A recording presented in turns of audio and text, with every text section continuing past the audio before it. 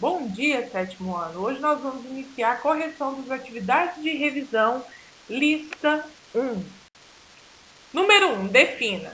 Demografia é o estudo das populações a partir da análise de fenômenos sociais relacionados com o comportamento, movimentação, crescimento ou diminuição da população de uma região. E qual que é o objetivo da demografia? Analisar e estudar a dinâmica de uma população. O que significa isso? Então, significa que a demografia é responsável pelo estudo da população, dos fenômenos sociais, como que essa população está sendo atendida no campo da saúde, da educação, do transporte, tá? Se essa população cresceu, se essa população diminuiu, como que essa população está se movimentando dentro de um território, certo? E qual que é o objetivo? Ele pega esses dados, estuda esses dados e faz a análise dessa população, assim dando as características de determinada população, de uma região, de um país. Ok, pessoal? Questão número 2. Explique a frase: Brasil, um país populoso e pouco povoado. Significa que nem todo país ou lugar considerado populoso, com elevado número de habitantes, é também povoado.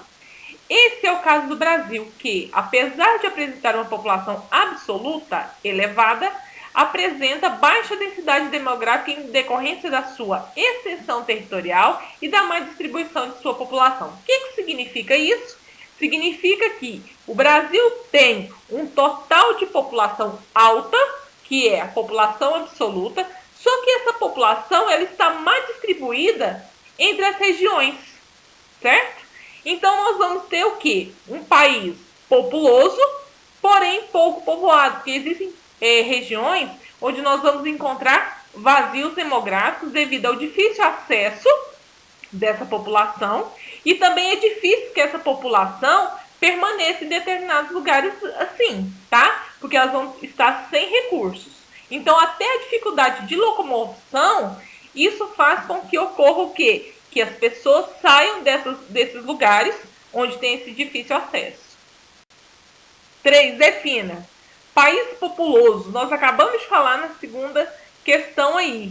Populoso refere-se a um determinado lugar que possui elevada população absoluta. O que é população absoluta? Número total de habitantes. É o caso da questão 2, que o Brasil é um país populoso, ok? Porque tem alta população absoluta. Letra B. País povoado está relacionado ao número de habitantes por quilômetro quadrado, ou seja, a densidade demográfica de um determinado lugar. Como que essa população está distribuída? Habitantes por quilômetro quadrado, tá? Bom, é o caso do Brasil aqui. País populoso, porém pouco povoado.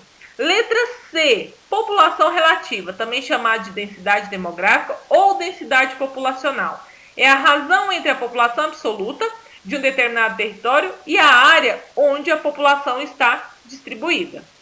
Com essa informação, é possível conhecer e analisar a distribuição da população em uma determinada cidade, país ou região, identificando áreas mais ou menos povoadas. Então, toda vez que eu falar de população relativa, eu vou estar falando de densidade demográfica, tá? Habitantes por quilômetro quadrado. É o caso aqui do Brasil, mais uma vez, país populoso, porém pouco povoado devido ao seu tamanho territorial, ok? Letra D, população absoluta, é o total de habitantes de um determinado lugar. Esse número é obtido por meio de levantamentos gerais da população e pela contagem de todos os habitantes de uma cidade, país ou região. E como que é feita essa contagem? Através do censo demográfico. Questão número 4. Quais são os dois fatores que influenciam a distribuição pelo território brasileiro? Explique. Eu vou ter dois fatores. Fatores naturais permissivos e fatores naturais econômicos restritivos. Então, vamos lá. Explicar cada um. Fatores naturais permissivos é aqueles que atraem a população.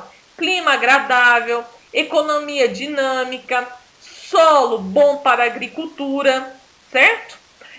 Relevo plano, tá? Quando eu falo de fatores naturais econômicos restritivos, é aquele que causa na população uma área de repulsão. Como exemplo, até a década de 90, nós tínhamos aqui no território brasileiro o Nordeste sendo uma área de repulsão. onde essa população saía do Nordeste e ia em busca de melhores condições de vida em outras regiões. Então, era considerado uma área de repulsão da população. Por quê? Porque os fatores naturais e econômicos não ajudavam a população. Seca, economia fraca, certo? Muitas pessoas passando fome, dificuldades financeiras, sem auxílio à saúde, certo? Então, essas áreas vão fazer o quê? Com que a população sinta-se obrigada a sair. É uma área de repulsão, então as pessoas saem em busca de melhores condições de vida. Já nas áreas de atração, como é o caso da região sudeste, onde o Nordeste torna-se fornecedor de mão de obra para a região sudeste, são áreas de atração populacional. Por quê? Porque tem dinamismo econômico, clima favorável, ok? Questão número 5. Qual a importância do recenseamento ou censo demográfico?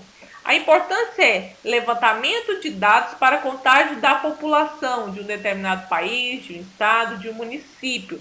Então, o censo demográfico ele é importante por isso, porque ele faz esse levantamento de dados, certo?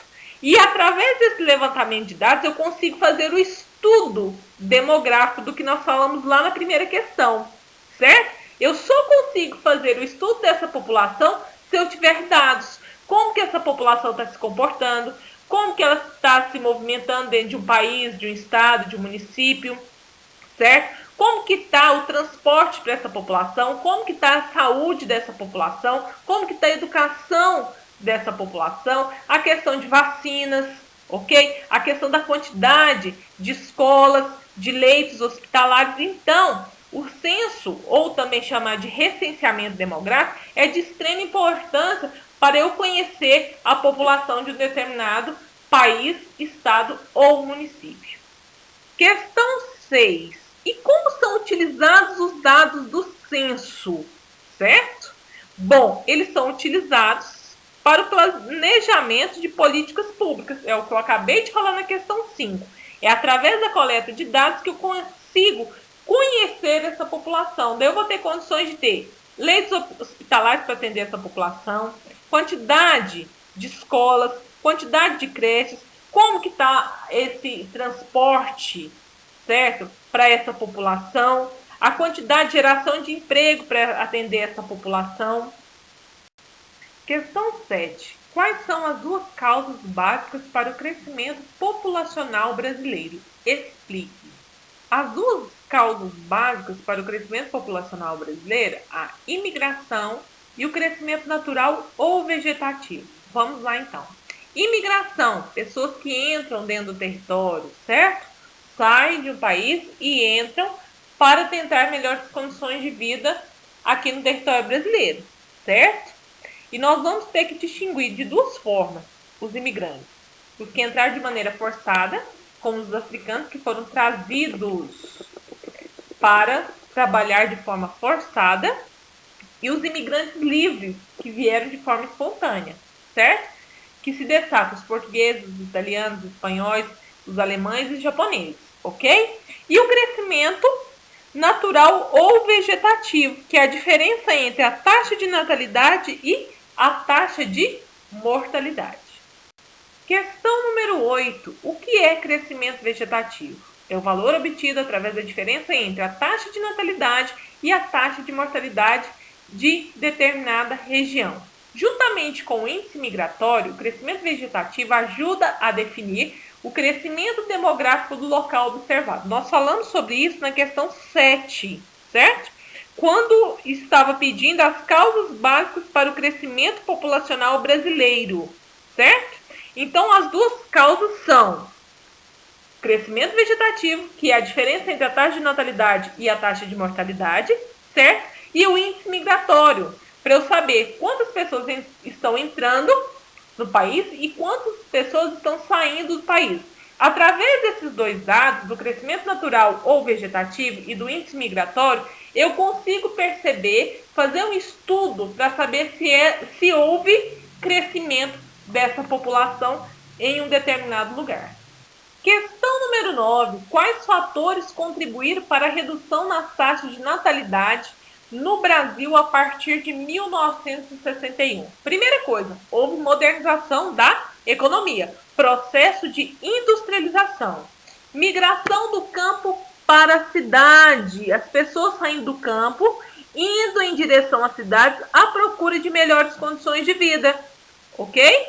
Assistência médico-hospitalar, nós vamos ter o quê? Melhorias na assistência médico-hospitalar para a população. A mulher, certo? Se jogando aí no mercado de trabalho, vai ter uma maior participação da mulher a partir da década de 60 no mercado de trabalho.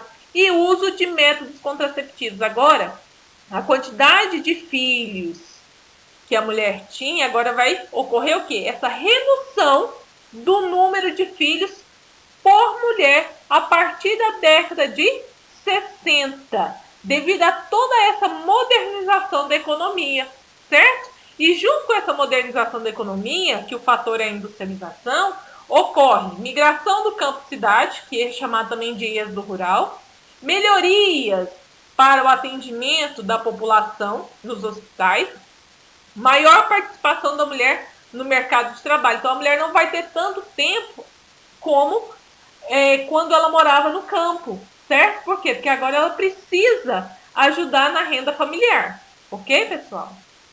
Questão 10. Quais fatores explicam a redução da mortalidade e o aumento da expectativa de vida no Brasil e no mundo? Vamos lá. Melhorias nas condições sanitárias, tá? Alimentação saudável significa que a população está se alimentando de forma melhor, tá? Está chegando até as casas das pessoas o que? Água tratada. Está tendo coleta de lixo, tá? Melhores condições de vida da população. Eu vou ter melhorias na assistência médico-hospitalar, campanhas de vacinação, descobertas de vacinação a partir da década de 40 de antibióticos e prática de exercícios físicos. A população está se movimentando mais, ok? Está cuidando mais da sua saúde. Sétimo ano, essa foi a correção das atividades de revisão lista 1. Qualquer dúvida, coloque na plataforma.